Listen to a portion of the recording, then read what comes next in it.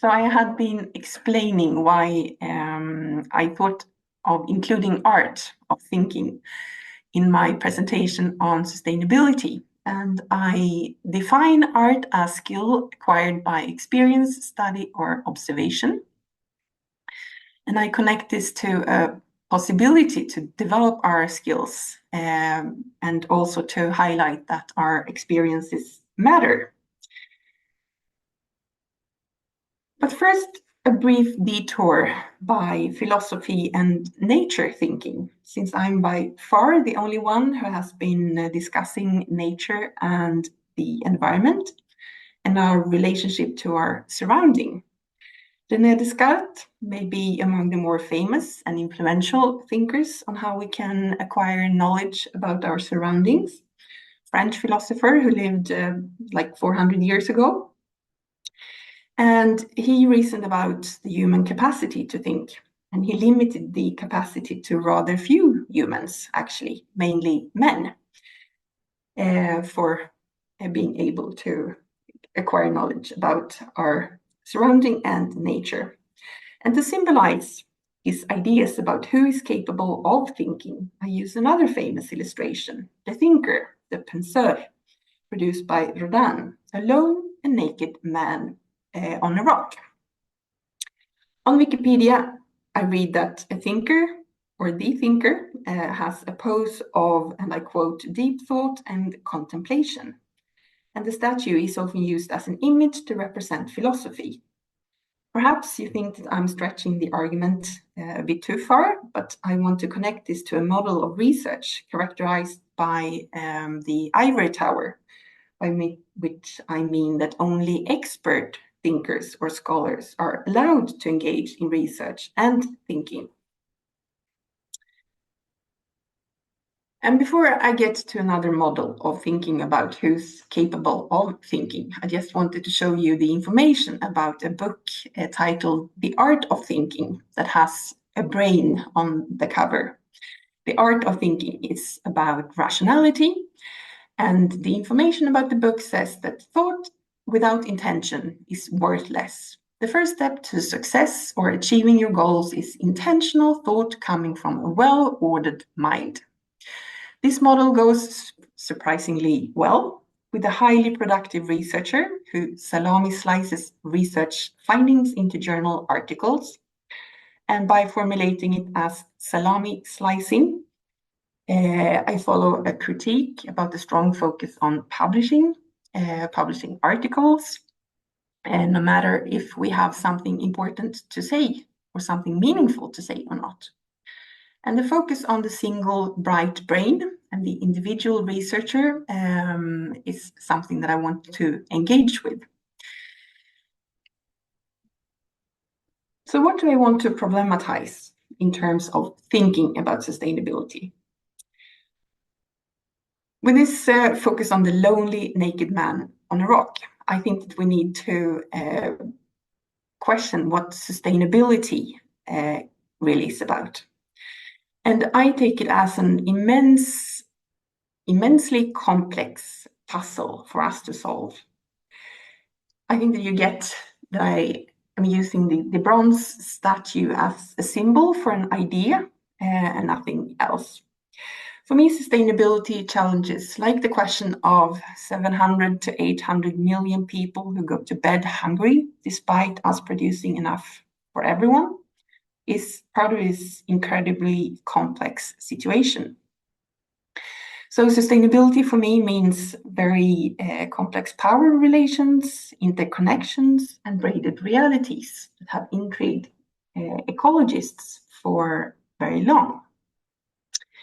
So I suggest that we seek help to understand sustainability and thinking about sustainability among ecological feminists or ecofeminists. Ecofeminism sees a connection between the exploitation and degradation of nature and the subordination and oppression of women. This term emerged in the 1970s along with the second wave of feminism and the Green Movement, and has also been extended, not least in environmental justice movements, to include several other different oppressed groups. And ecofeminists have also engaged in the struggle over who is even considered able to think. Many of you have probably heard the story about how biologist and writer Rachel Carson, who wrote the immensely influential book Silent Spring back in 1962, about the effects of pesticides, how she was ridiculed by the establishment, including Monsanto, and tried to neglect or disregard her argument by claiming that she was an hysterical and emotional housewife, much in line with the tropes of who is able to think rationally that Descartes presented some centuries earlier, and which we saw in the development of scientific studies of ecology and home economics too during the 19th century. So I have devoured books by ecofeminists with the tasty titles like Woman and Nature, The Roaring Inside Her by Susan Griffith, The Death of Nature, Women, Ecology and the Scientific Revolution from 1980 by historian Carolyn Merchant, where she shows how an historic shift away from seeing Earth as a living organism towards seeing it as a machine was used to justify the domination of both nature and women, and thus interconnected processes. Ecofeminists have helped me to see that a thinker is neither alone nor always a man on a rock. And in front of a bookshelf in Arizona, where I did an internship and I rented a house that belonged to an anthropologist, a lot of books came to me on feminist reading and writing, like the book Women Writing Culture. And this was also at the moment when I was taking a course on feminist writing. So I was trained in connecting the experiences and thinking about nature to my academic practice. Other inspiration at that time came from a Colombian sociologist and developer of participatory action research, Orlando Fals Borda. He developed the notion of the sentipensante in Spanish, which means in English that your thoughts and thinking are connected. The thinking, feeling actor was also inspired by Uruguayan writer and intellectual Eduardo Galeano, who used the term in the book of Embraces. And during my PhD studies, and now you have to remember that I did my PhD studies between 2003 and 2008 when I defended my thesis, my dissertation. I got the opportunity to study intercultural pedagogy at Linköping University. And this was before studies at the university cost something for international students. So I got the opportunity to study with Swedish, Bolivian, Peruvian students and learn a lot about the question of whose knowledge counts. And this is also a question about the assumption of who is capable of thinking. According to the colonial matrix of power, indigenous people have been told they are ignorant, backwards, and lack capacity to think. And I interpret that these questions are related to what the university education and research are about. And after I had defended my dissertation in 2008, I moved to Argentina. I went there to study the mobilization among socio-environmental organizations and how they defend the right to life, water, and health. And I came to settle down in a village that resists an open pit gold and copper mine, which the company argues the copper will be used for the green transition of the world, and that people living in the vicinity need to understand that they are saving the climate by having this copper mine. And I saw how the activists raised a lot of feelings of belonging to the land and community, but also that the abuses and the threats to their well-being, by which I mean that their lives don't really matter, that it caused a lot of stress and fatigue. And they are unfortunately not alone. All over the world, we see how environmental activists, climate activists are threatened and experience fatigue. And this is another reason why I want to connect the art of thinking about sustainability and how we need to find ways to conserve energy to actually practice a difference. And on this illustration, I try to show the rupture into their everyday life of these mining practices. Another example, and now I'm talking about my own research, is that I came across this Pray for Amazonas, which I also think is related to the art of thinking about sustainability. This is a hashtag that trended at Twitter in 2019 in relation to the extensive fires in the Amazon.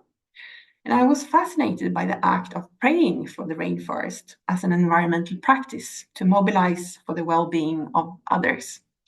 In some tweets, responsibility for the fires were allocated on the then President Bolsonaro, who was deemed to stimulate activities that promoted the clearing of the rainforest for grazing of cattle and soybean production.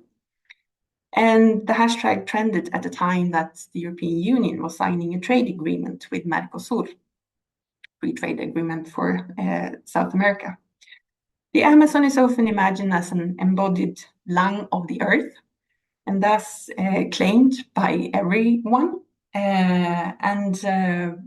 Therefore, the greedy Brazilian farmers are damaging this global lung by cutting down and burning the forest to grow more GM soy and graze more cattle for our unsatiated hunger for meat. I should say that the global prayers were also accompanied by calls to demonstrate in front of the Brazilian embassy, and local activists and indigenous people resisted the harm being done to their homes and living spheres. And from a more academic point of view, working at an interdisciplinary department for studies of technology and social change, the whole assemblage of social media and digital infrastructure that enabled this whole global praying action was also of interest. So here we see an analog to the studies that I performed of Swedish householders and how they discussed how they were thinking about the environment.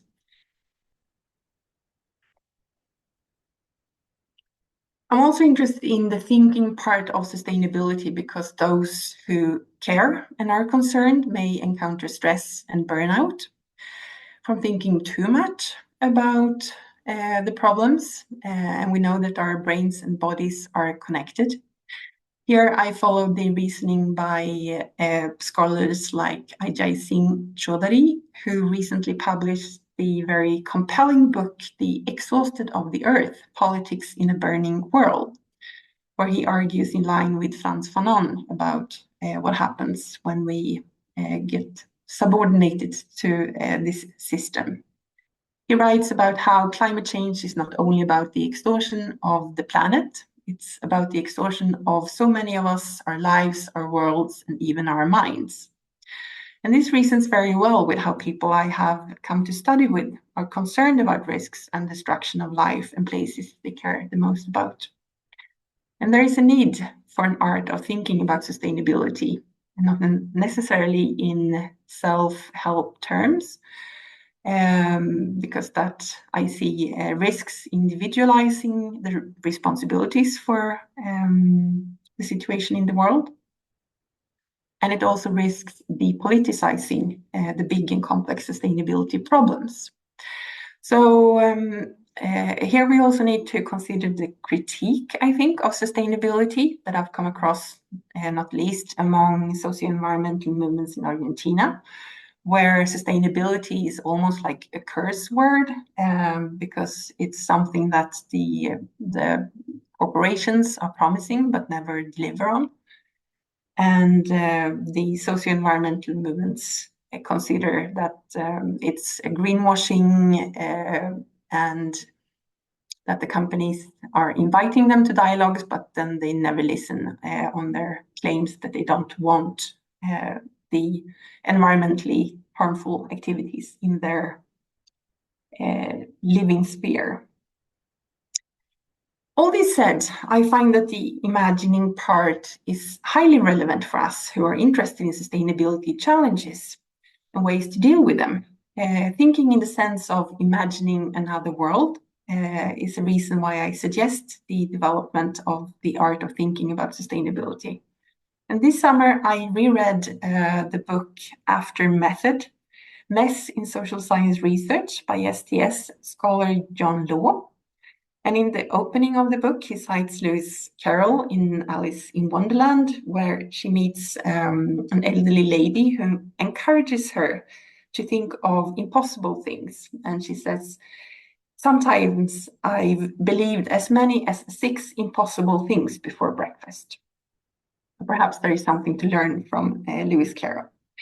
By this reference, I want to direct our attention to both the imagining as part of the art and the possibility to learn about reality from reading fiction, which is something that I'm developing with colleagues at the program in Global Studies.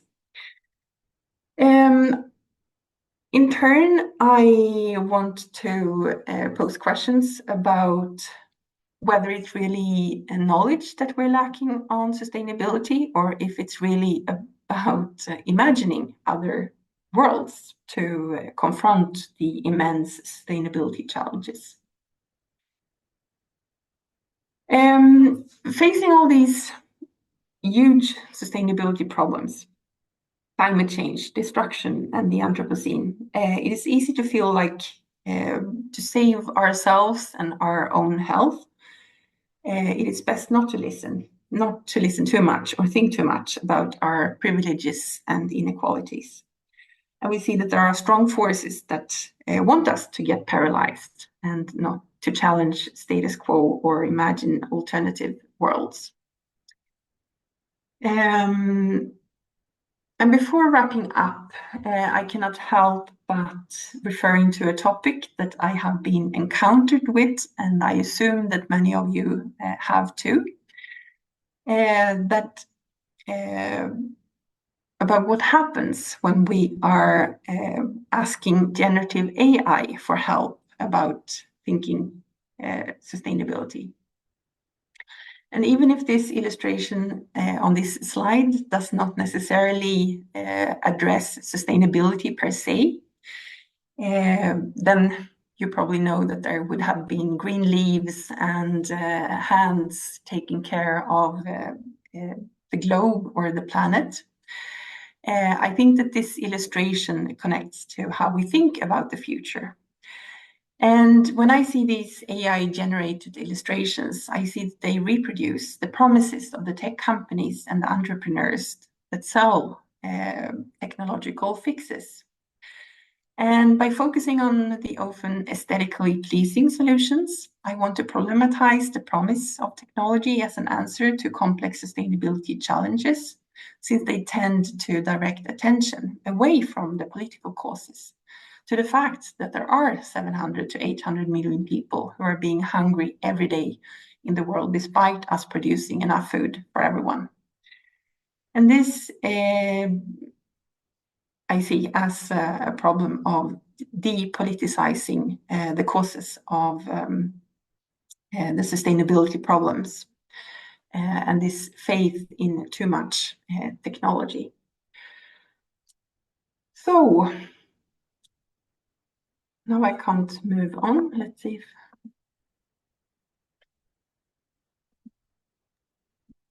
Hello, you can't move on? I wanted to move to the next slide, but it doesn't want to. There we go. Okay, cool. Finally. So in conclusion, why am I encouraging you to reflect on the art of thinking about sustainability? I remind you that the definition of art for me is the skills acquired by experience, study, or observation. And when we are faced with so severe and complex sustainability challenges, perhaps the first step is to even recognize that the art includes experiences and senses.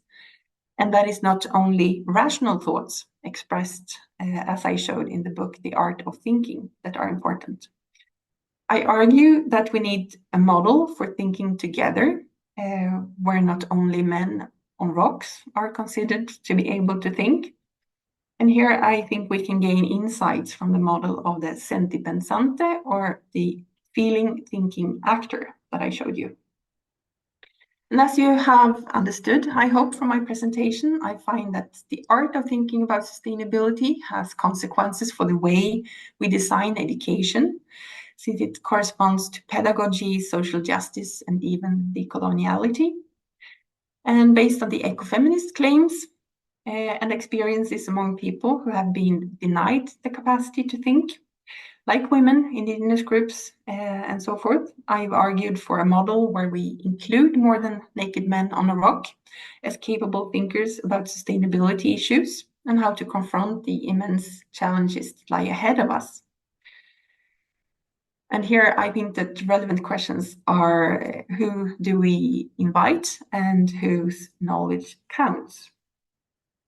A trait we see in academia lately is a push towards publish or perish, and that is more important to publish than to have something important to say. I lean on Mats Alvesson and others for this line of argumentation.